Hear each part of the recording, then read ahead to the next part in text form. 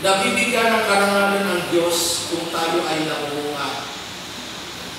Mapapuna Diyos, mabibigyan ng karangalan. Sabi sa Juan 15:18, sabi na rito, mapaparangalan ang aking Ama kung kayo ay namumunga ng sagana at sa gayon, kayo'y magiging mga alagad ko. Kung makikita pa lang sa atin ang bunga, ang saganang bunga, ang Diyos ang nakapapurihan. Dito, pag nagaging tayo ng mga kwento ng katagumpalan ng isang pagiging Kristiyano, kanino tayo nagpapasalamat?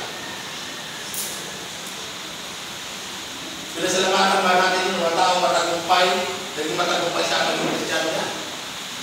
Hindi. Di ba? Pero titaas natin ang kapurihan sa Diyos.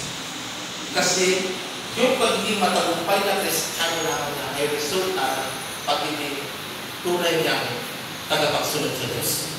Kaya tayo, ang bunga nakita natin sa Kanya, nakapagpurihin ng Diyos sa buhay mo. Pero inuna natin muna ang kapurihan sa Diyos bago natin ina-appreciate ang tao na naging matagumpay sa buhay mo. Kaya sana, purihin ng Diyos sa buhay mo. Pero kung sasabihin na yun, bilhin ako sa iyo, ay mali na yan. Dahil hindi yun sa Diyos na kapurihan para sa tao. Kaya sabi na Panginoon Jesus, mapaparangalan ang Ama kung kayo ay namumunga ng sagana. Dahil ang mga tao na nakaunawa, ang tao na nakarinig ng ating magandang bunga, ang mga tao nagpupuri sa Diyos sa sabi nila, purihin ang Diyos sa hindi kinakilala na sa iyong buhay. Purihin ang Diyos na ikaw ay bigyan ng ganitong klase oportunidad sa iyong buhay. Dahil yun ay bunga ng ating pagsunod sa Diyos. Ang katagumpayan ng bawat isa sa atin ay dapat ibibigay natin ng kapurihan sa Diyos. Kung magbigay man tayo ng kapurihan, hindi natin hinahangad yun kung saan ay ibinibigay sa atin.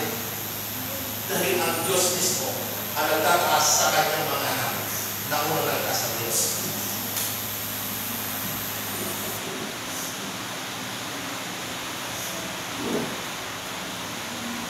Dito hinirang tayo ng Diyos upang tayo ay mamunga.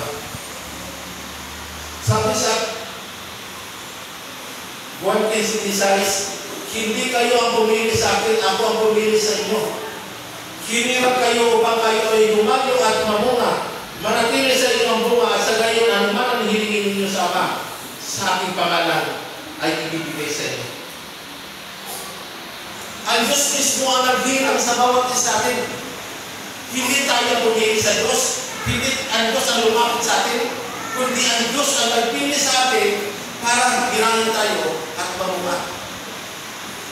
So kung ang pagiging Kristiyano natin ay paglabas lamang ng kaanyuan, ang pagiging Kristiyano natin, ang diwa ng pagsama natin ay paglabas lamang, sasabihin ko sa iyo, ipapalihan tayo ng Diyos. Ang Diyos mismo ang ipapalihan sa atin. Bakit? Lalabas ang ulong sa katawan natin. Masasabihin ng mga tao sa atin, diyan ba ang anak ng Diyos? Diyan ba ang tunay na lingkod ng Diyos? Pangalawa, ang tunay na pagsamba sa Diyos ay buong puso. Ito. Pagdating ni Jesus sa Jerusalem, pumasok sa templo.